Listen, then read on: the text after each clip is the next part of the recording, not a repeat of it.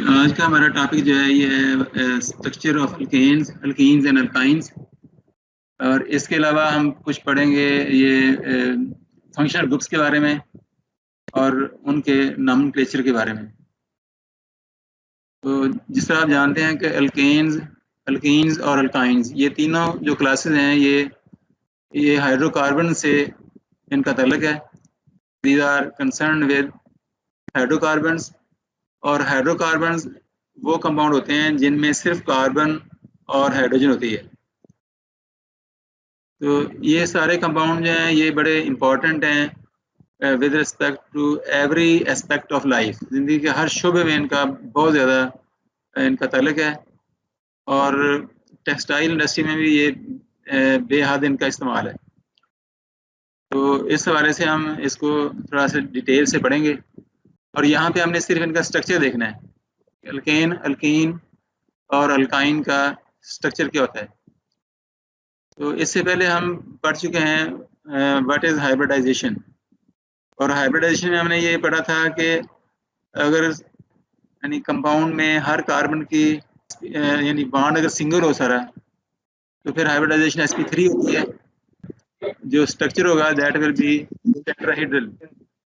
तो ये स्ट्रक्चर आपके सामने बना हुआ है, ये इथेन का स्ट्रक्चर है, और ये उसका बॉल एंड स्टिक मॉडल है, और C2H6 ये ऊपर जो लिखा हुआ है ये उसका मॉलिक्यूलर फार्मूला है, और ये राइट साइड पर इसका स्ट्रक्चरल फार्मूला है, और लेफ्ट साइड पर इसका ये स्पेस फिल मॉडल कहते हैं इसको।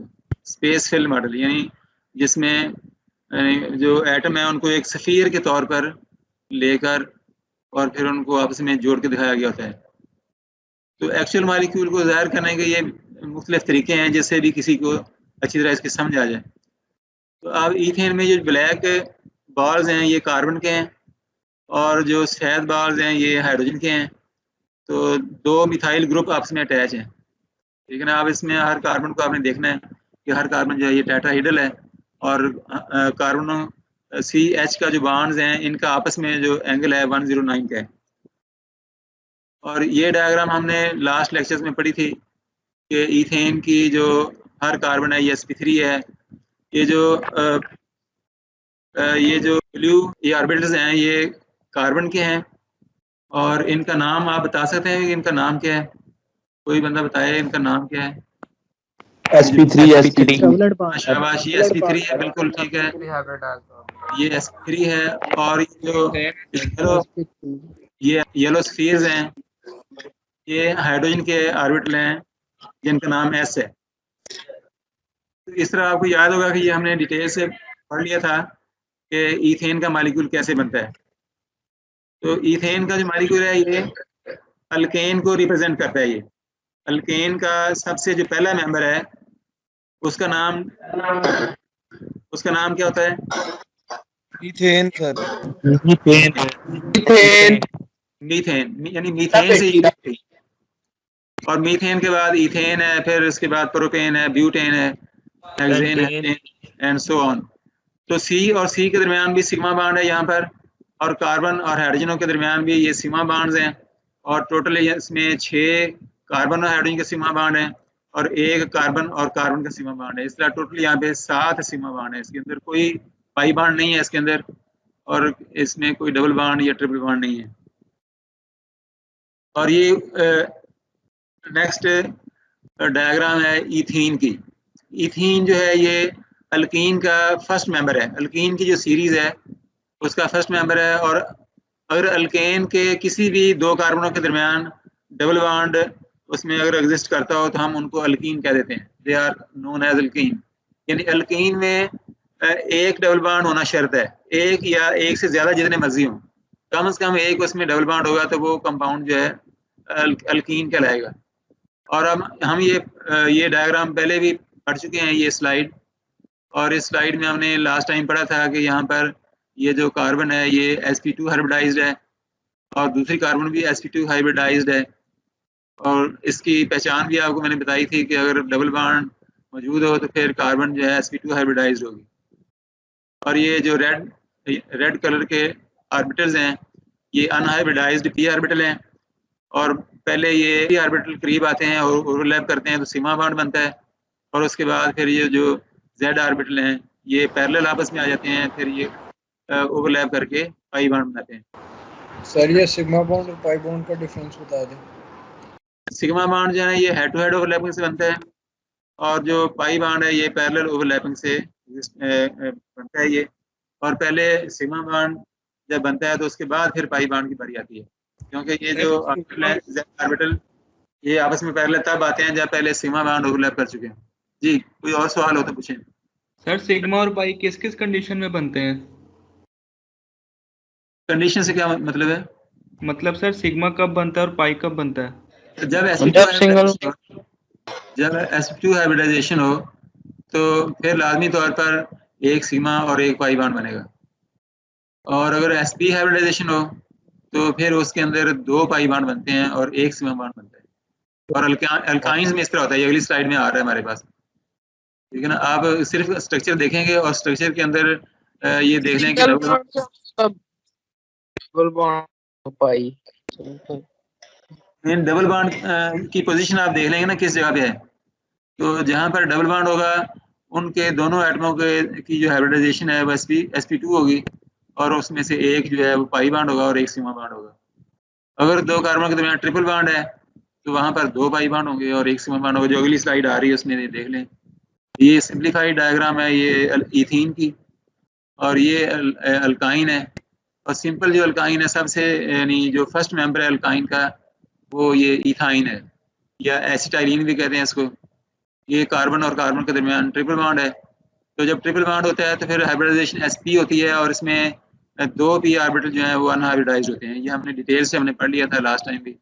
इसमें ये येलो कलर के जो ऑर्बिटल हैं ये sp ऑर्बिटल हैं, कार्बन के ओवरलैप करके सिग्मा बॉन्ड बना रहे हैं। बाकी ये जो ब्लू और रेड हैं ये अनहाइब्रिडाइज्ड p ऑर्बिटल हैं, तो ये आपस में जब पैरेलल करीब आते हैं तो फिर ये पाई बॉन्ड बनाते हैं। बाकी C और H का बॉन्ड जो है ये 180 ये सिग्मा बॉन्ड है, और इनका जो आपस में एंगल है यानी कार्बन और हाइड्रोजन का और इस कार्बन का ये 180 का एंगल है, जिसका ये ऊपर वाले स्ट्रक्चर में आपको पाई बॉन्ड हाइब्रिडाइजेशन नहीं बनाते। पाई बॉन्ड उन एटमों यानी उन ऑर्बिटलों के दरमियान बनता है जो हाइब्रिडाइज नहीं होते। जैसा ये आप देख रहे हैं कि ये दो ऑर्बिटल जो हैं ये sp ऑर्बिटल हैं जो हाइब्रिड हैं, और ये जो दो ऑर्बिटल हैं ये इन्होंने हिस्सा नहीं लिया, हाइब्रिडाइजेशन में हिस्सा नहीं लिया, ये सेपरेट पड़े हुए हैं। और ये वाले हैं जो रेड और ब्लू कलर के मैंने शो किए हैं।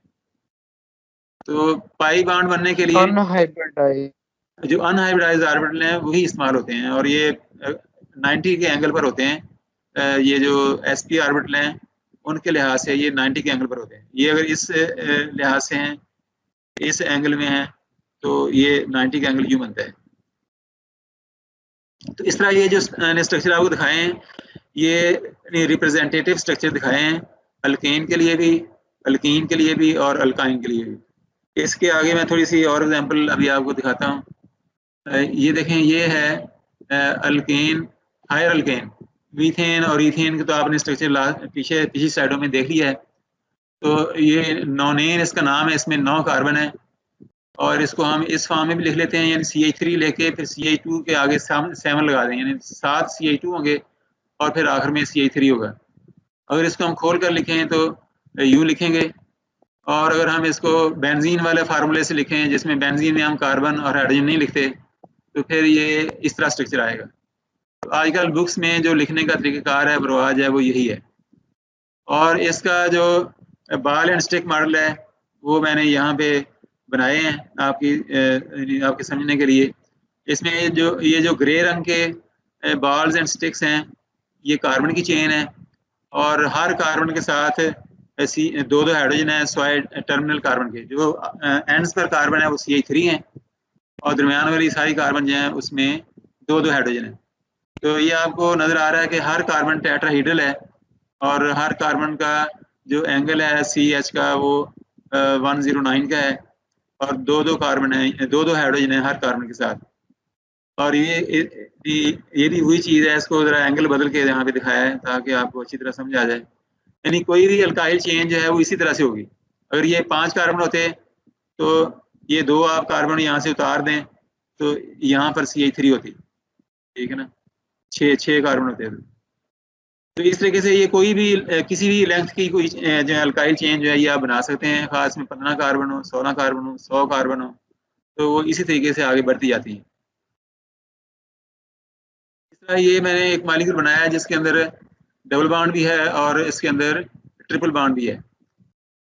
तो जिस तरह हम बेंजीन को लिखते हैं उस फॉर्म से लिखें तो फिर ये वाला स्ट्रक्चर इसका बन सकता है, जिसमें जब यहाँ पे डबल बॉन्ड आता है तो इसका एंगल ये वाला जो है ये 120 का हो जाता है, और ये अगर H को भी छोड़ दें तो फिर ये स्ट्रक्चर बनेगा। और सही स्ट्रक्चर लिखने का तरीका ये है जो ये मैंने रेड में शो किया। और बॉल एंड स्टिक मॉडल में शो करें तो ये नीचे है इसका स्ट्रक्चर, इसमें आपको गौर से देखना पड़ेगा। अब इसमें sp2 हाइब्रिडाइजेशन वाली कार्बन भी है और sp हाइब्रिडाइजेशन वाली कार्बन भी है। तो ये कार्बन वो है जिसके साथ डबल बॉन्ड है, तो दिस इज sp2 हाइब्रिडाइज्ड। और जब sp2 हाइब्रिडाइजेशन होती है ना तो फिर उसके जो अरेंजमेंट है, उसके जो स्ट्रक्चर है वो होता है प्लेनर, और एंगल जो है वो 120 को जाते हैं। अब ये एंगल भी 120 का है, ये एंगल भी 120 का है और ये एंगल भी 120 का है। और ये कार्बन जो है ये है ट्राइगोनल प्लेनर फॉर्म में, और ये कार्बन भी ट्राइगोनल प्लेनर फॉर्म में है। अब उसके बाद ये जो यहाँ पर CH2 है इसकी हाइब्रिडाइजेशन क्या होगी और इसका स्ट्रक्चर कैसा होगा, ये आप बता सकते हैं? इस कार्बन का खास तौर पर ये वाली कार्बन जो है ये sp3 होगी। हाँ जी, ये sp3 होगी क्योंकि इसके साथ कोई डबल बॉन्ड नहीं है, ठीक है ना। तो ये कार्बन है वो वाली जो मैं ऊपर इंडिकेट कर रहा था, तो ये कार्बन sp3 है और ये टेट्राहेड्रल है। उसके बाद जो ये सेकंड लास्ट सेकंड कार्बन है, ये इसके साथ आप देख रहे हैं कि ट्रिपल बॉन्ड है, और ट्रिपल बॉन्ड में 2 पाई बॉन्ड होते हैं। और जब भी किसी कार्बन के 2 पाई बॉन्ड होंगे तो हाइब्रिडाइजेशन जो है वो sp होगी। ये कार्बन जो है ये sp है और नेक्स्ट कार्बन भी sp है, और जब sp हाइब्रिडाइजेशन हो तो स्ट्रक्चर हो जाता है लीनियर। अब ये कार्बन आप देखें इसका स्ट्रक्चर लीनियर है और ये एंगल 180 का है, यानी इस कार्बन में और इस कार्बन के दरमियान ये 180 का एंगल है। इस तरह ये कार्बन जो है ये भी sp है और इसका भी ये एंगल जो है 180 का है और स्ट्रक्चर इसका भी लीनियर है।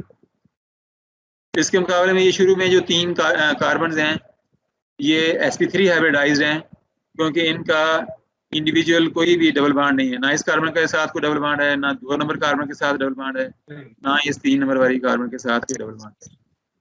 तो ये बॉल एंड स्टिक मॉडल है ना, ये क्लियरली आपको बता रहा है कि sp3 कौन है और sp कौन है। जी बोलिए। sp2 सर जब हो तो तब एंगल कितना होता है?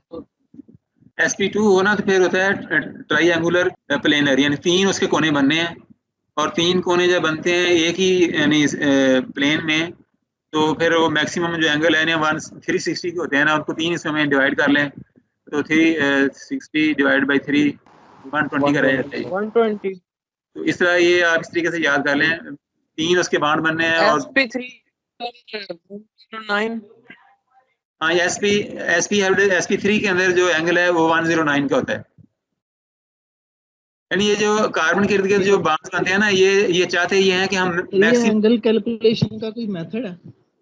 हाँ, ये मेथड सिंपल है बहुत, इसमें कोई रटा लगाने की जरूरत नहीं कि कार्बन के इर्द गिर्द जो बॉन्ड बनने हैं ना, उन बॉन्ड ये चाहते हैं कि हम मैक्सिमम फासले पे रहें, फासला उनका आपस में मैक्सिमम वो रखना चाहते हैं, ठीक है ना। तो मैक्सिमम फासला जो है वो 4 बॉन्ड जब बनते हैं ना तो यही बनता है 109, इसके अलावा कोई और मैक्सिमम फासला बनता नहीं। इसी तरह ये जो प्लेनर है, ये ट्राइगोनल प्लेनर जो है, और इसमें देखना तीनों एक ही प्लेन में है, ये बॉन्ड जो है तीनों बॉन्ड एक ही प्लेन में है। तो एक प्लेन के अंदर जो टोटल जो एंगल होते हैं ना वो 360 के होते हैं। तो अब 360 को आप इक्वली डिवाइड करें तो 120 का एंगल बनता है आपस में, और 120 का एंगल जो है वो मैक्सिमम फासला है। इससे आप बढ़ाएंगे, अगर ये फासला बढ़ाते हैं तो ये दोनों करीब हो जाएंगे, ये बॉन्ड दोनों करीब हो जाएंगे। अगर आप इसको बढ़ाते हैं तो ये करीब हो जाएंगे, इसलिए इसमें मैक्सिमम जो फासला है ना वो 120 का एंगल ही बनता है। और अगर लीनियर हो, दो बॉन्ड बने हो, तब 2 बॉन्ड का मैक्सिमम फासला आपस में 180 का एंगल ही बनता है, इसके अलावा और बन नहीं सकता। 180 को बढ़ा दें जरा तो क्या होगा, इस तरफ वाला करीब हो जाएंगे ये, ये एंगल कम हो जाएगा, फिर ये करीब आ जाएंगे। तो इसलिए जब दो बॉन्ड बनने हैं, ये यानी दो ग्रुप लगने हैं इस कार्बन के साथ, एक ग्रुप दाईं तरफ एक बाईं तरफ, तो मैक्सिमम जो वो फासला है ना, वो 180 का एंगल ही बनता है। 180 जमा करें तो 360 एंगल हो गया। इस तरह ये एक और स्ट्रक्चर से वाजे किया गया है। ये 4 इसमें कार्बन है और फिर डबल बॉन्ड O भी है और OH भी है। ये ब्यूटेनोइक एसिड है। जिस तरह ये एस्टिक एसिड का नाम आपने सुना हुआ है, तो एस्टिक एसिड में आप 2 कार्बन और बढ़ा दें तो ब्यूटेनोइक एसिड बन जाता है। तो ये उसका स्ट्रक्चरल फार्मूला है, और इसको बेंजीन वाले फार्मूले से अगर लिखें तो ये बनेगा। इसमें हम कार्बन और हाइड्रोजन नहीं लिखते हैं, और जो हीट्रो एटम होते हैं ना, यानी कार्बन के अलावा जो एटम है वो हम लिख देते हैं। तो इसमें ये डबल बॉन्ड O भी लिखा हुआ है और सिंगल बॉन्ड जो OH है ये भी लिखा हुआ है। और जब हम इसका बॉल एंड स्टिक मॉडल बनाएंगे तो ये नीचे जो बना हुआ है ना, ये है। इसमें आप देख लें, अगर कार्बन नंबर 1 हम इसको कहें तो ये कार्बन जो है इसकी हाइब्रिडाइजेशन को बताएगा क्या होगी सर sp2 शाबाश, sp2 होगी, क्योंकि इसका एक डबल बॉन्ड है। ये एक डबल बॉन्ड नजर आ रहा है आपको। जब भी एक डबल बॉन्ड होगा तो एक उसमें पाई बॉन्ड होगा, लिहाजा sp2 है। और sp2 जब भी हाइब्रिडाइजेशन होगी तो स्ट्रक्चर ट्राइगोनल प्लेनर होगा। अब इसके साथ जो 3 बॉन्ड बने हुए हैं ये एक ही प्लेन में है, इनका एंगल 120 का है। अब ये जो ऑक्सीजन है इसके साथ ये हाइड्रोजन है, और उसके बाद ये जो रेड बॉल है ये ऑक्सीजन को शो कर रहे हैं। इसके बाद जो नेक्स्ट कार्बन, ये 2 नंबर कार्बन है, ये sp3 है। 3 नंबर कार्बन भी sp3 है और 4 नंबर कार्बन भी sp3 है। तो कार्बन नंबर 2, 3 और 4 नंबर जो हैं ये sp3 हाइब्रिडाइज्ड हैं, लिहाजा इनका स्ट्रक्चर जो है वो टेट्राहीड्रल है। तो ये मैंने चंद एक एग्जांपल से आपको वाज़ेह करने की कोशिश की है कि अल्केन, अल्कीन और अल्काइन का स्ट्रक्चर कैसे होता है। बाज़ बात ये होता है कि अल्केन अलग होते हैं, अल्कीन के मालिक्यूल अलग होते हैं, अल्काइन के अलग होते हैं, और बाज़ बात एक ही मालिक्यूल के अंदर यानी तीनों किस्मों के बॉन्ड भी होते हैं। जिस तरह मैंने पीछे आपको ये स्ट्रक्चर दिखाया है, इसमें सिंगल बॉन्ड वाले भी हैं कार्बन, और डबल बॉन्ड वाली कार्बन भी हैं, और ट्रिपल बॉन्ड भी मौजूद है। यानी मिक्स्ड भी होते हैं ये कंपाउंड, और अलग अलग भी होते हैं। अगर ईथीन है तो वो अलग अल्कीन है। Ethene, propene, butene, pentene, hexene, heptene, ये पूरी एक सीरीज है। इसी तरह ये ethyne, propyne, butyne, pentyne, hexyne, heptyne, octyne, और ये हो तो ये पूरी एक सीरीज है इसकी भी। इसलिए इनका जो ना कोई मुश्किल नहीं ये काम, सिर्फ ये है कि आपने इनका हाइब्रिडाइजेशन देख लें तो आपको पता चल जाएगा कि किस जगह पे मालिक्यूल जो है वो प्लेनर है, और कहाँ पर वो यानी 3 डायमेंशनल है, टेट्राहीड्रल है, और किस जगह पे कौन से बॉन्ड हैं और क्या उसका स्ट्रक्चर होगा। तो अब हम ये शुरू करेंगे अभी फंक्शनल ग्रुप्स, और ये बड़े इंपॉर्टेंट हैं। ये आपने FSC में भी पढ़े हुए हैं, और ये वही थोड़ी उनकी यहाँ पर रेपिटेशन भी है, और इन्हीं पे सारे स्ट्रक्चर यानी किसी भी कंपाउंड की जो प्रॉपर्टीज़ हैं वो सारी इस पे डिपेंड करती हैं। और फंक्शनल ग्रुप जो है अगर आपको याद हो तो आपको यानी आसानी के साथ उस कंपाउंड की प्रॉपर्टीज़ की समझ आ जाती है कि ये कंपाउंड बिहेव कैसे करेगा, और ये इसकी प्रॉपर्टीज़ क्या होंगी, फिजिकल भी और केमिकल भी। तो सबसे पहले हम यहाँ पे अल्केन को छोड़ दिया मैंने, क्योंकि अल्केन का तो आप जानते हैं कि सारे बॉन्ड उसमें सिंगल होते हैं। जिस तरह ये मीथेन, ईथेन, प्रोपेन, ब्यूटेन है, हेक्सेन है, हेप्टेन है, तो उसके अंदर कोई और फंक्शनल ग्रुप नहीं है। सारे उसमें जो एटम है वो कार्बन है और हाइड्रोजन है, और सारे बॉन्ड सिंगल हैं। इस तरह जो अल्कीन होगी उसमें किसी भी जगह चेन के अंदर या किसी भी जगह पर कोई डबल बॉन्ड ये मौजूद होगा, और ये जो 4 बॉन्ड खाली छोड़े हुए हैं यहाँ पे आप कोई ना कोई मुख्तलिफ किस्मों के कार्बन के तादाद लगाकर कोई मिसाल बना सकते हैं। अल्काइल ग्रुप लगा सकते हैं। हाँ, कोई लगा दें अल्काइल। यहाँ पे आर हम लिखते हैं इसके लिए, यानी नंबर ऑफ कार्बन के लिए। यानी अगर आपने जनरल फार्मूला लिखना हो तो हम आर लिख देते हैं, और जब स्पेसिफिक लिखना हो तो आर को हटा के वहाँ पर स्पेसिफिक नंबर ऑफ कार्बन वहाँ पे लगा देते हैं। तो ये जो 4 बॉन्ड खाली छोड़े हुए हैं यहाँ पे आप चारों की जगह पे आर लगा सकते हैं, या 2 आर लगा सकते हैं, या एक साइड पर आर लगा लें। जैसा यहाँ पे शो किया है जनरल फार्मूला ये बनता है। ये आर और आर प्राइम का मतलब ये है कि ये मुख्तलिफ कार्बन भी हो सकती हैं और सेम नंबर ऑफ कार्बन भी हो सकती हैं। यानी अगर यहाँ पे आप एक कार्बन इधर लगा दें, इधर भी एक लगा सकते हैं, यानी दोनों सेम भी हो सकते हैं, या इधर एक लगा दें, इधर 2 लगा दें, इधर 3 लगा दें, जितनी आप चाहते हैं लगा सकते हैं। और जितने भी आप मुख्तलिफ पॉसिबिलिटीज़ बना के कोई कंपाउंड बनाने की कोशिश करेंगे, और वो लाजमी तौर पे एग्जिस्ट भी करता है, क्योंकि ये अनलिमिटेड कंपाउंड है इस तरह के, एल्कीन के, एल्काइन के, और सारे के सारे एग्जिस्ट करते हैं। आप किसी का भी नाम लेकर नेट पे सर्च करेंगे तो आपको उसकी पूरी उसकी यानी डिटेल आ जाएगी कि इसकी फिजिकल प्रॉपर्टीज़ क्या हैं, कौन इसको मैन्युफैक्चर करता है, कौन इसको सेल करता है, इसकी प्रॉपर्टीज़ क्या हैं, कहाँ पे ये यूज़ होता है। इस तरह किसी भी कंपाउंड के मतलब आप आराम से सारा डाटा आप अपने सीट पे बैठे ही आप हासिल कर सकते हैं, किसी जगह जाने की भी जरूरत नहीं। अगर आप मेहनत करें तो सब चीज़ें आपके सामने आ सकती हैं। तो इस तरह ये एक एग्जांपल मैंने दी है। तो ये ईथीन जो है ये इस सीरीज़ का फर्स्ट मेंबर है। सीरीज़ में इसलिए बस बोलता हूँ कि आप इसमें नंबर ऑफ कार्बन को इंक्रीज करते जाएंगे तो नेक्स्ट मेंबर बनता जाएगा। मतलब इसमें आप यहाँ पे सिर्फ एक कार्बन बढ़ा दें इधर, बाकी यहाँ पे हाइड्रोजन लगा दें, यहाँ भी हाइड्रोजन लगा दें, इधर भी हाइड्रोजन लगा दें, यहाँ भी हाइड्रोजन लगा दें।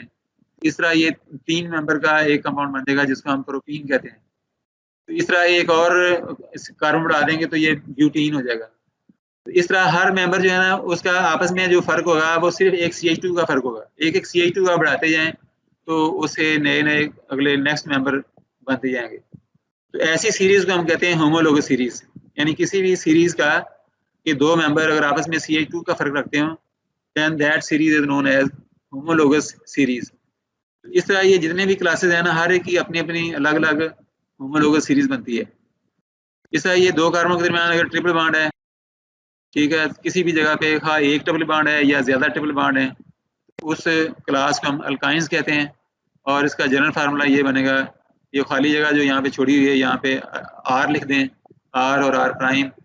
इस तरह ये जो इस सीरीज़ का जो फर्स्ट मेंबर है वो ये है, जिसका नाम है एसिटाइलिन, इसका कॉमन नेम है, और इथाइन इसका IUPAC नेम है। तो इस इथाइन के अंदर ये R और R प्राइम की जगह पर हमने H लगा दी है, यहाँ पे हाइड्रोजन लगा दी है। अब आप इसमें H उतार कर यहाँ पे CH3 ऐड कर दें तो ये बन जाएगा प्रोपाइन। इस तरह यहाँ पे एक CH2 और बढ़ा दें, CH2 CH3 लगा दें, यानी इथाइल यहाँ पे लगा दें तो ये इस तरह ब्यूटाइन बन जाएगी, और सो ऑन। इस तरह आप मज़ीद आगे इसकी जितनी लंबी सीरीज बनाना चाहें बना सकते हैं। तो इस तरह ये अल्कोहल फैमिली है, और इसका जो ये ग्रुप है इसको हम कहते हैं हाइड्रोक्सिल ग्रुप। इस हाइड्रोक्सिल ग्रुप को अगर आप किसी भी कार्बन की चेन के साथ लगा दें तो उस यानी फैमिली को हम कहते हैं अल्कोहल की फैमिली।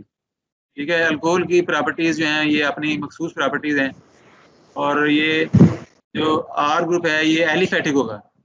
यहाँ पे जो R ग्रुप आपने लगाना है ये यानी एरोमेटिक ग्रुप नहीं होगा।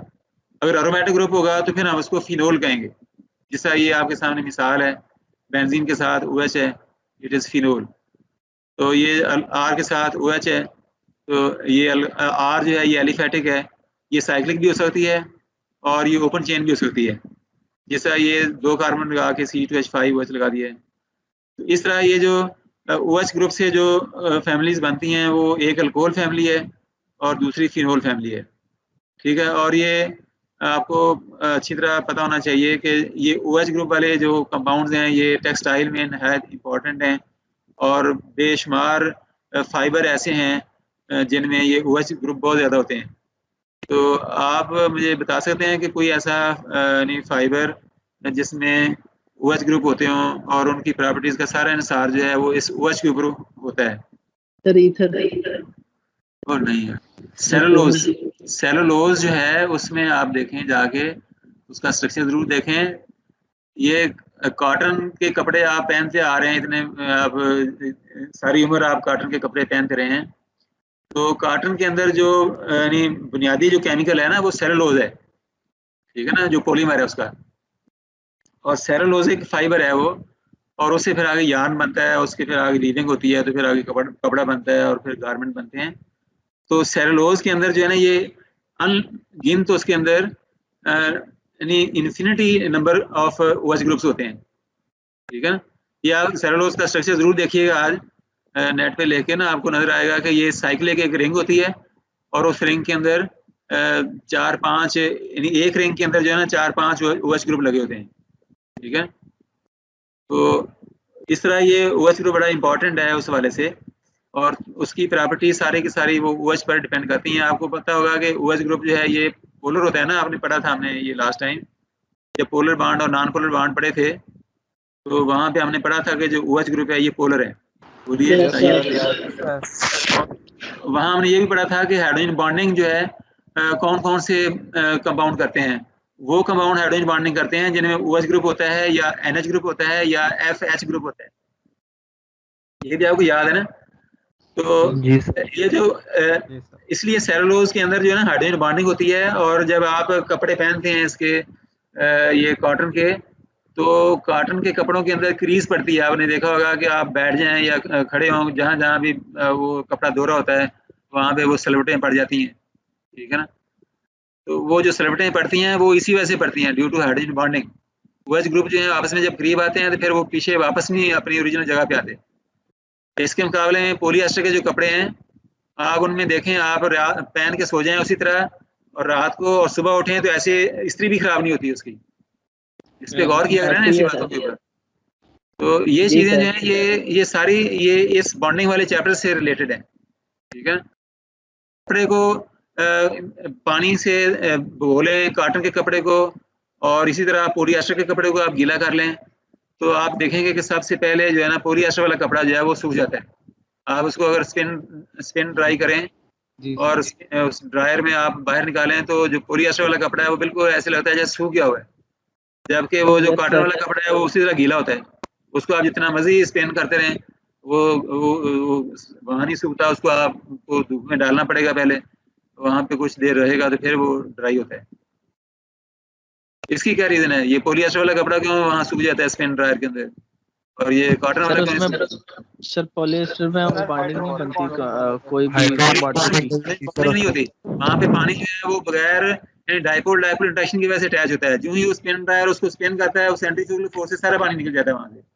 जबकि कॉटन के अंदर चूंकि OH ग्रुप्स हैं, ठीक है, और पानी के अंदर जो है ना हाइड्रोजन बॉन्डिंग बनाने की उसमें सलाहियत है, तो वो हाइड्रोजन बॉन्डिंग की वजह से वहाँ बड़े फर्मली अटैच हो जाता है वहाँ पर फाइबर के साथ, यानी जो सेलुलोजिक चेन है वहाँ पे जाके इसकी अच्छी तरह पक्की अटैचमेंट हो जाती है, ठीक है ना। ये यानी कोवेलेंट बॉन्ड, यानी ये जो केमिकल बॉन्ड नहीं है हाइड्रोजन बॉन्डिंग जो है, ये फिजिकल बॉन्ड है, इसलिए कोई नया कंपाउंड तो नहीं बनता, लेकिन वाटर साथ अटैच हो जाता है, बड़ी यानी फर्मली वहाँ पे अटैच हो जाता है।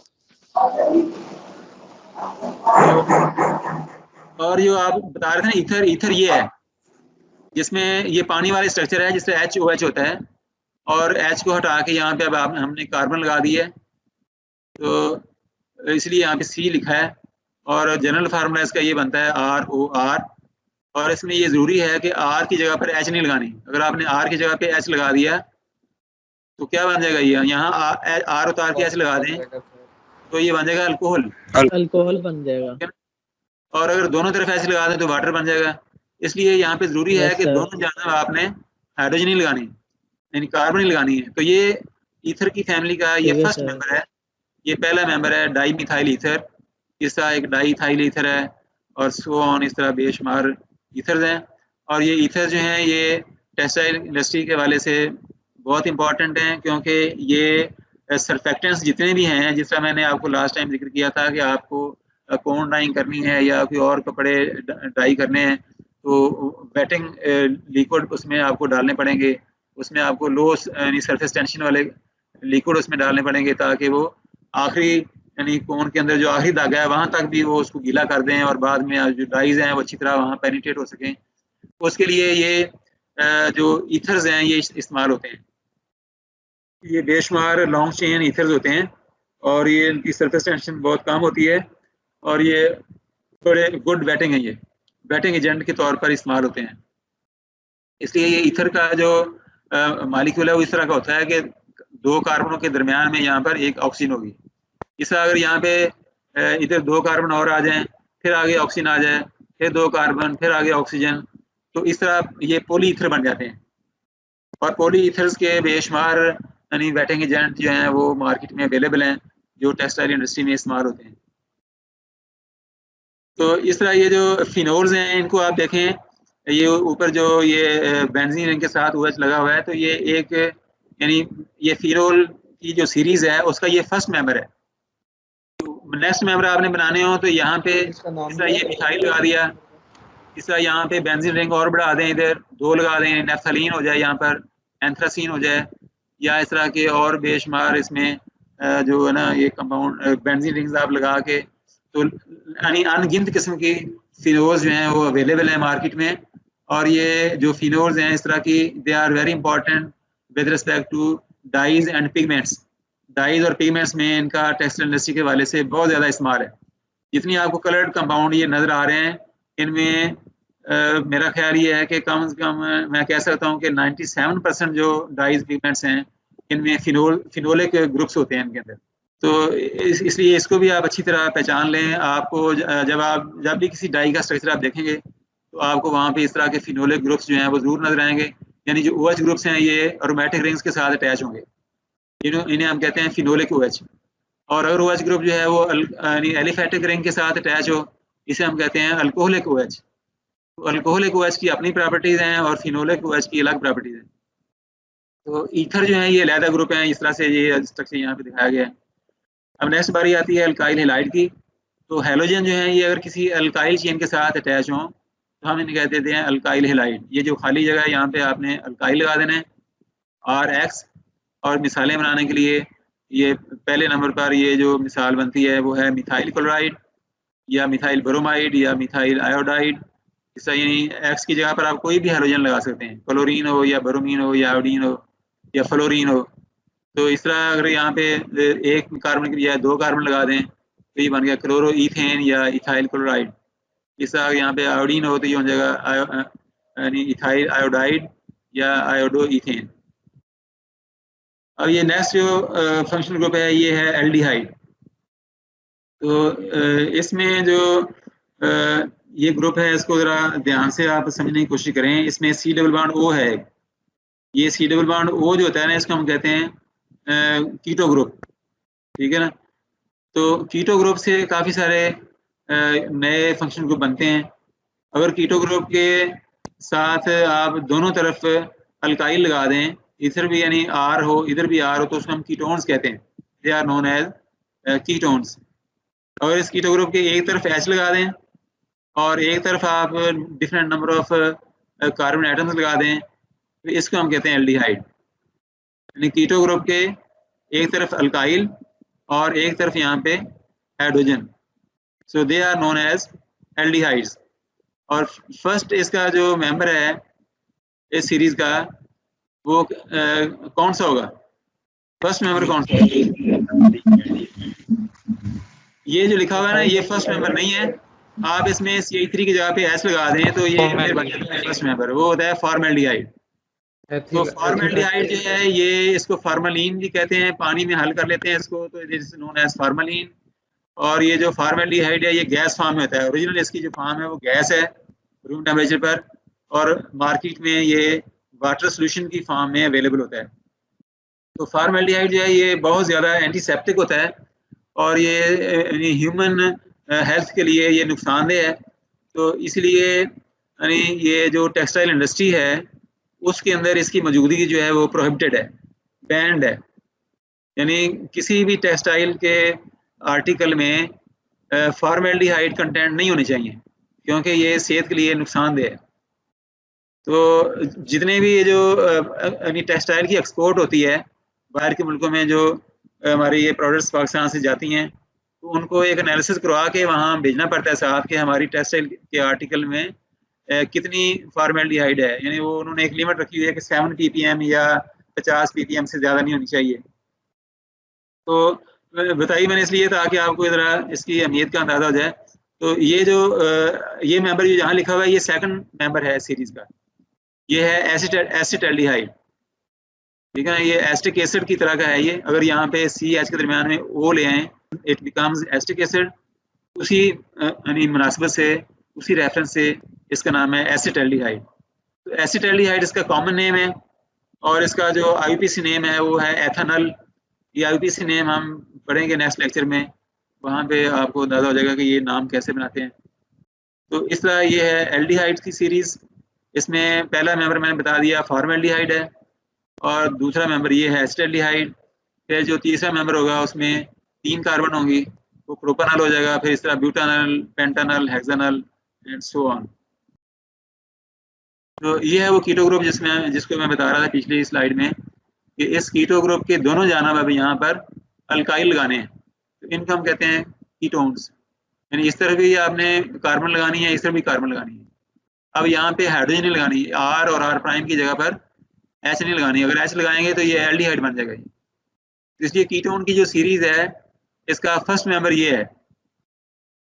इसका नाम आप बता सकते हैं, कॉमन नेम क्या है और आईयूपीसी नेम क्या है? ईथर नहीं है भाई, ईथर जो है वो ये वाले होते हैं कंपाउंड जिनमें सी और सी के दरमियान में ऑक्सीजन होती है। ये डबल बॉन्ड ओ के साथ नहीं है, इसमें ऑक्सीजन के साथ अलग अलग कार्बन लगी हुई हैं। और यहाँ पर जो है ना वो सी डबल बॉन्ड ओ है। ये देखें ना, ये आप पहचानने की कोशिश करें। ईथर में और कीटोन में बहुत फर्क है। यहाँ पे ऑक्सीजन अलहदा निकली हुई है बाहर की तरफ डबल बॉन्ड ओ के साथ, और ईथर के अंदर तो उस चेन के अंदर है ये ऑक्सीजन, यानी कार्बन की लगातार चेन नहीं है। कार्बन की चेन यहाँ टूट जाती है, उसके बाद ऑक्सीजन आ जाती है, उसके बाद फिर कार्बन शुरू हो जाती है। ईथर ये होता है। और कीटोन के अंदर जो कार्बन की चेन है वो लगातार है और किसी एक कार्बन के साथ जो है ना वो डबल बॉन्ड ओ लगा हुआ है, और ये कीटो ग्रुप है। सर प्रोपानॉन, ये फर्स्ट मेंबर यहाँ बना हुआ है, इसका नाम है एसीटोन। ये कॉमन नेम इसका एसीटोन है, और आईयूपीसी नेम इसका जो है ना प्रोपेनोन है। प्रोपेनोन, प्रोपानोल नहीं, प्रोपेनोन। हाँ, इसके बाद आप यहाँ पे कार्बन उड़ाते जाएंगे तो you will get the next members of the series. Next है ये एपॉक्साइड्स या ऑक्सीडेंट्स। इसमें अब ये है कि जिस तरह यहाँ पे जो ऑक्सीजन है ये डबल बॉन्ड बनाकर एक ही कार्बन के साथ अटैच है, it is attach to one carbon. लेकिन ऑक्सीडेंट में जो ऑक्सीजन है ना ये दो एडजेसेंट कार्बन के साथ अटैच है, यानी डबल बॉन्ड तो नहीं है लेकिन ये साथ साथ वाले जो कार्बन है ना उनके साथ ही अटैच है। जैसे आप देख रहे हैं यहाँ पे ये कार्बन की चेन है और उसमें जो ऑक्सीजन है ये एक बॉन्ड इसका इस कार्बन के साथ है और दूसरा बॉन्ड इसके साथ है, और इस तरीके से यहाँ पर एक रिंग बन गई है, 3 मेंबर्ड रिंग बन गई हुई है ना। तो ये 3 मेंबर्ड जो रिंग बनी है इसको हम कहते हैं epoxide. It is known as epoxide, जिसमें जो ऑक्सीजन है ये दो साथ साथ वाली कार्बनों के साथ सिंगल बॉन्ड बनाकर एक रिंग बना लेती है।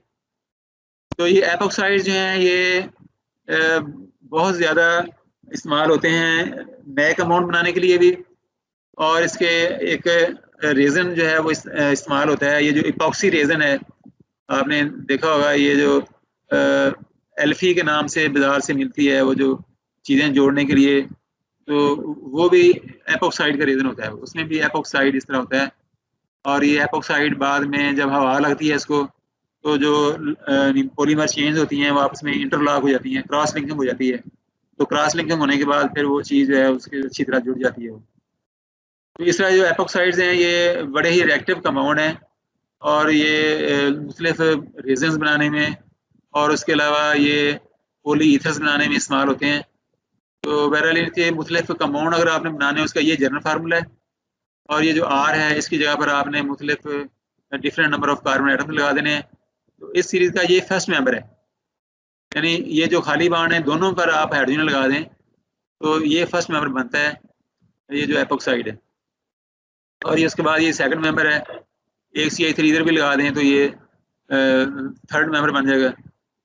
इस तरह अब ये है COOH ग्रुप, ये यही वाला कीटोन वाला ही ये C डबल बॉन्ड O है, और इसके एक तरफ अब आपने लगा देना है OH, ठीक है ना। इस C डबल बॉन्ड O के एक जानब OH लग जाएगा और दूसरी जानब जो है वो कोई अल्काइल लग जाएगा। तो इस तरह ये फार्मूला जनरल फार्मूला ये बन जाएगा RCOOH, ठीक है जी। ये जो RCOOH है ये इसका जनरल फार्मूला है। R की जगह पर अब आपने पहले मेंबर के तौर पर यहाँ पे H लगा देना है, इट बिकम्स फार्मिक एसिड। अगर एक कार्बन लगा दें CH3 यानी मिथाइल लगा दें, इट बिकम्स एस्टिक एसिड। और सिमिलरली जो अगले मेंबर हैं वो बन जाते हैं प्रोपेनोइक एसिड, ब्यूटेनोइक एसिड। तो कार्बोक्सिलिक एसिड जो हैं they are very much important everywhere in every aspect of life, हर जगह भी इनका बहुत इस्तेमाल है। और ये आप इसके बारे में ज़रा पढ़ें, ये जो जितनी भी डाइज हैं उनमें भी ये मौजूद होते हैं। और इसके अलावा ये एस्टिक एसिड का इस्तेमाल जो है वो और फार्मिक एसिड का इस्तेमाल टेक्सटाइल में बहुत ज़्यादा होता है। और फार्मिक एसिड आप बता सकते हैं कि टेक्सटाइल में कहाँ पे इस्तेमाल होता है? कोई किसी को मालूम है इस बारे में? रेजन, दोबारा बताइए। कोई बताया तो सही ना, अभी जो बोला था उसने क्या बोला, समझ नहीं आई उसकी। सर रेजिन में कहा है। रेजिन में ये होता होगा इस्तेमाल, लेकिन टेक्सटाइल में जो इस्तेमाल होता है ना वो है इसका, आपने एक प्रोसेस सुना होगा मर्सराइजेशन। मर्सराइजेशन क्या होती है? मर्सराइजेशन ये होती है कि ये जो करते हैं। हाँ जी, लस्टर इंक्रीज करते हैं मेरा ख्याल। नहीं लस्टर नहीं, ये जो डाइंग का जो प्रोसेस जब शुरू होता है ना, तो डाइंग का प्रोसेस शुरू करने से पहले, यानी डाइज डालने से पहले जो फैब्रिक होता है ना, that is treated with sodium hydroxide, strong alkali के साथ उसको ट्रीट करते हैं। और उससे ये होता है कि उसकी जो यानी पॉलीमर चेन्स हैं वो स्वेलअप हो जाती हैं और उसकी डाई एब्जॉर्बिलिटी जो है वो बढ़ जाती है। तो ये जो मर्सराइजेशन का जो प्रोसेस है, इसमें कपड़ा जो है वो इंतहाई ज़्यादा अल्कलाइन हो जाता है। तो इसके बाद फिर डाइंग करते हैं, और डाइंग करने के बाद फिर उस कपड़े को न्यूट्रल करना होता है। उसको न्यूट्रल करने के लिए फिर ये फार्मिक एसिड वहाँ पे इस्तेमाल होता है। न्यूट्रल करने के लिए अगर आप H2SO4 वहाँ इस्तेमाल करेंगे या कोई और एसिड इस्तेमाल करेंगे तो उससे सेलुलोजिक जो चेन्स हैं वो डैमेज हो जाती हैं, और फिर वो जो स्टेपल लेंथ है वो कम हो जाती है, जिससे कपड़े की जो लाइफ है या उसकी जो टेंसाइल स्ट्रेंथ है वो कम हो जाती है। जब टेंसाइल स्ट्रेंथ कम होगी, यानी आप उसको खींचेंगे तो कपड़ा फटना शुरू हो जाएगा, फिर उसकी लाइफ भी कम हो जाएगी। यानी जैसे में कपड़े ने अगर 2 साल तक चल जाना है तो वहाँ पे बड़ी मुश्किल से 1 सीज़न या 6 महीने चलेगा वो। इसलिए फार्मिक एसिड वहाँ पे उसको कपड़े को न्यूट्रल करने के लिए इस्तेमाल होता है। लेकिन जो ये जो ज़्यादा मुनाफा यानी कमाने वाले जो लोग हैं वो फिर उसको बाकी जो इनऑर्गेनिक एसिड हैं उनसे न्यूट्रल कर देते हैं, जिससे ये होता है कि उसका वो कपड़ा उनका न्यूट्रल तो हो जाता है, मार्केट में भी चला जाता है, लेकिन ज़्यादा नुकसान जो है वो एंड यूज़र को होता है, क्योंकि एंड यूज़र को नहीं पता होता कि ये कपड़ा न्यूट्रल कैसे हुआ है। वो आप लेके आएंगे कपड़ा, वो इस्तेमाल करेंगे, दर्जी को उसकी सिलाई भी पूरी देंगे, लेकिन वो थोड़े दिनों में ही वो फटना शुरू हो जाता है। तो फार्मिक एसिड जो है इसे जब न्यूट्रल करेंगे तो कपड़े की यानी जो टेंसाइल स्ट्रेंथ है वो कायम रहती है, उसकी यानी जो सेलुलोजिक जो चेन है वो डैमेज नहीं होती, और उसकी लेंथ जो है स्टेपल लेंथ बरकरार रहती है। फिर आगे ये है एस्टर्स। एस्टर्स में ये यही कार्बोक्सिलिक ग्रुप जो है ऊपर वाला, इसमें H को यहाँ से उतार देना है और यहाँ भी R लगा देना है, और इस तरफ तो R पहले लगा होगा। तो इस तरह ये जो C डबल बॉन्ड O और ये O है, तो ये R अब यहाँ पर है इस तरफ और एक R यहाँ पर है, तो ऐसे ग्रुप को हम कहते हैं एस्टर ग्रुप।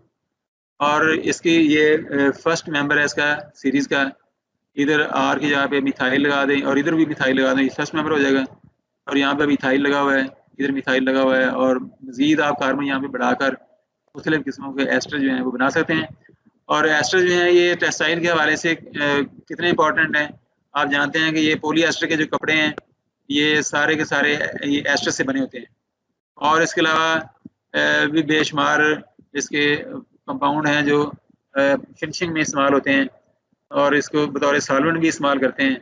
इसके जो इसके लोअर मेंबर्स हैं वो एज ए सॉल्वेंट इस्तेमाल होते हैं। फिर ये एसिड हैलाइड भी यही कार्बोक्सिलिक ग्रुप ही है, या ये कीटो ग्रुप को आप समझ लें। कीटो ग्रुप के एक तरफ आप हैलोजन लगा दें और एक तरफ अल्काइल लगा दें तो it is known as acid halide. और ये R की जगह पर एक मिथाइल यहाँ पे लगा दिया तो एक मिसाल बन गई, इथाइल लगा दें दूसरी मिसाल बन गई। इस तरह हैलोजन की जगह पर आप क्लोरीन, ब्रोमीन, आयोडीन या फ्लोरीन लगा सकते हैं। फिर ये है एसिड एनहाइड्राइड।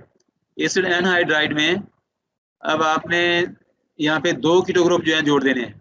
ये 2 कीटो ग्रुप हैं जो ऊपर वाले आपने यहाँ कीटोन में देखे थे, और उनको आपस में ऑक्सीजन की मदद से जोड़ा गया, यानी एक ऑक्सीजन के दोनों तरफ कीटो ग्रुप्स हैं, और उसके बाद फिर ये अल्काइल ग्रुप यहाँ पे लगने हैं। इस तरह ये जनरल फार्मूला में शो किया गया है, ये R यहाँ भी है और इधर भी है, लेकिन दरमियान में ये 2 कीटो ग्रुप्स हैं जो they are combined with common oxygen.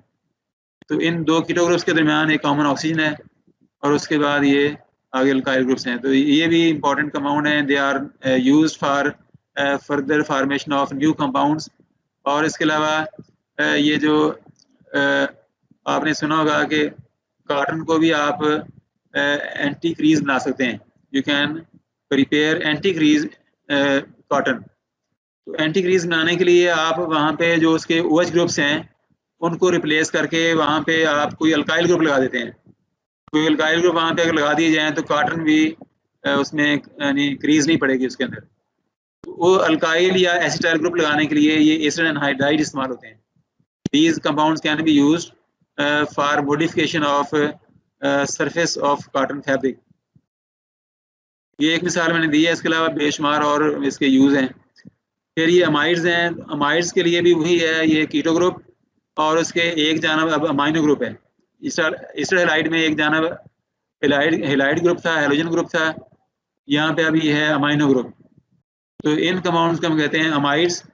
और इस तरह से ये पोली अमाइड्स भी होते हैं। अगर एक से ज़्यादा अमाइड ग्रुप है किसी कंपाउंड में उसको हम कह देते हैं पोली अमाइड। जिस तरह एक से ज़्यादा एस्टर ग्रुप हो तो that is known as polyester. जिस तरह एक से ज़्यादा अमाइड ग्रुप हो तो that is known as polyamide. Polyamide का टेक्सटाइल इंडस्ट्री में क्या यूज़ है, कोई बताएगा बंदा? पोली अमाइड का टेक्सटाइल इंडस्ट्री में क्या इस्तेमाल है? तो ये जितना सिल्क है ना, सिल्क है आपके पास और ये प्रोटीन फाइबर्स हैं, ये सारे के सारे पॉलीअमाइड्स हैं। इसका स्ट्रक्चर जाके आप देखें तो आप हैरान हो जाएंगे कि सिल्क के अंदर यही ग्रुप होता है जो लगातार बार बार आया होता है। सिल्क फैब्रिक आपने देखा हुआ है ना सबने? Yes sir. सिल्क फैब्रिक आपने देखा हुआ है और इसके अलावा इस तरह के बेशुमार पॉलीअमाइड फैब्रिक हैं जो इस्तेमाल में हैं, तो उनके अंदर यही ग्रुप होता है। इंक्रीज करने के लिए भी यूज होते हैं। हाँ जी, इलास्टिसिटी इंक्रीज करने के लिए। सही है। तो ये जो खाली बाण है यहाँ पे अल्काइल लगा देना जी, और उसके बाद यहाँ पे मुख्तलिफ नंबरों के आप इसमें लगाते जाएं कार्बन्स, तो you will get different number of examples, different members. इस तरह अल्काइल के साथ अगर सिर्फ अकेला NH2 लगा हो तो it is known as amine. They are called as amines.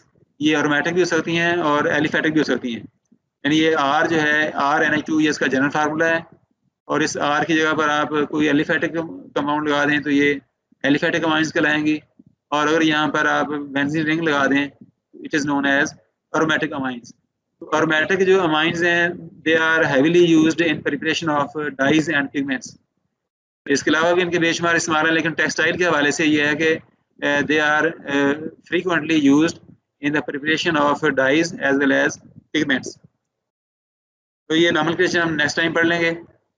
यहाँ अगर आपके पास कोई सवाल और हो इस हवाले से तो आप इस बारे में सवाल पूछ सकते हैं। ये 2 स्लाइड हैं सिर्फ, ये जो फंक्शनल ग्रुप्स की हैं, इनको अच्छी तरह इनको जाके ज़हन-नशीन करें और इसके मुख्तलिफ एग्जाम्पल्स बनाएं खुद अपने हाथ से, फिर उसको नेट पे चेक करने की कोशिश करें और उनके इस्तेमाल भी आप देखें कि इन कंपाउंडों के यूजेस कहाँ पे हैं और टेक्सटाइल के हवाले से इनके यूज़ किस तरह के हैं। तो इस तरीके से आपको फिर ये कंपाउंड जो है इनकी अहमियत का पता चलेगा कि टेक्सटाइल के हवाले से क्या अहमियत है, और बाकी जो फील्ड हैं, इसके अलावा फार्मास्यूटिकल का फील्ड है या और कोई फील्ड्स हैं, एग्रीकल्चर का फील्ड है, तो वहाँ पे इनके क्या इस्तेमाल हैं। और फिर जब इस्तेमाल आपके सामने आएंगे तो फिर आपको इनमें इंटरेस्ट पैदा हो जाएगी। You will see that they are very important compounds। कोई सवाल है किसी के ज़हन में तो आप अभी कर लें शाबाश। सर ये अल्कोहल और फिनोल में सिर्फ बेंजीन रिंग का फर्क होता है ना? हाँ जी, OH ग्रुप अगर बराह रास्त ये बेंजीन के साथ अटैच हो तो फिर होती है वो फिनोल। अगर OH ग्रुप जो है बेंजीन की बजाय अगर यहाँ पे अटैच कर दें, फर्ज करें ये CH3 लगा हुआ है, OH यहाँ पे लगा दें, उसके बाद ये बेंजीन रिंग लगाएं और ये OH यहाँ पे अगर ना हो तो फिर ये फिनोल नहीं होगी, क्योंकि फिनोल जो है वो तब बनती है जब OH ग्रुप जो है वो बराह रास्त बेंजीन रिंग या एरोमेटिक रिंग के साथ अटैच हो। तो ये फिनोल है। अगर मैं यूँ बनाऊँ कि ये OH यहाँ से हटा के इस C के साथ लगा दूँ, इस तरह फिर ये जो OH है ना वो बेंजीन के साथ बराह रास्त अटैच नहीं होगा, फिर वो अल्कोहल कहलाएगी, वो फिनोल नहीं कहलाएगी, वो एरोमेटिक अल्कोहल कहलाएगी। और यानी ये जो अल्कोहल की ये देखें ना ये R है, अगर यहाँ पे आप इस अल्काइल चेन के साथ किसी जगह फिनाइल लगा दें तो वो फिनोल नहीं बन जाएगी। वो फिनोल तभी बनेगी जब OH बराह रास्त बेंजीन के साथ अटैच होगा। जी सर, ठीक। जी सर। तो कल आपने ये करना है कि नॉमेनक्लेचर को आपने पढ़ के आना है, क्योंकि FSC में भी आपने पढ़ा हुआ है और ये उसी की रेपिटेशन होगी। और कुछ चीज़ें इसमें नहीं होंगी। तो ये हम कल इसको डिटेल से पढ़ेंगे, क्योंकि ये जो है ना नामनोमेनक्लेचर मुख्तलिफ फैमिलीज हैं उनका आपस में ये मिलता जुलता है। अगर आपको अल्केन का नामनोमेनक्लेचर समझ आ जाए ना तो बाकी सारे का समझना बिल्कुल आसान हो जाएगा। तो कोई इसमें मुश्किल नहीं होगी, सिर्फ आपकी थोड़ी सी तवज्जो की ज़रूरत है और आप अपनी थोड़ा सा टाइम जो है इसको दें तो ये सब चीज़ें आसान हो जाएंगी। ये कोई मुश्किल नहीं है। मुश्किल तभी होती है जब हम तवज्जो ना करें और उसके ऊपर टाइम ना लगाएं, ठीक है ना। अगर आप यानी इखलास के साथ और नेक नीयती के साथ टाइम जब लगाएंगे तो फिर ज़रूर उसका अल्लाह ताला रिवार्ड देता है आपको। चलो सर। तो ठीक है जी, फिर इंशाल्लाह मुलाकात होगी कल। Okay sir. ठीक है सर, अल्लाह हाफिज। ओके सर, अल्लाह हाफिज।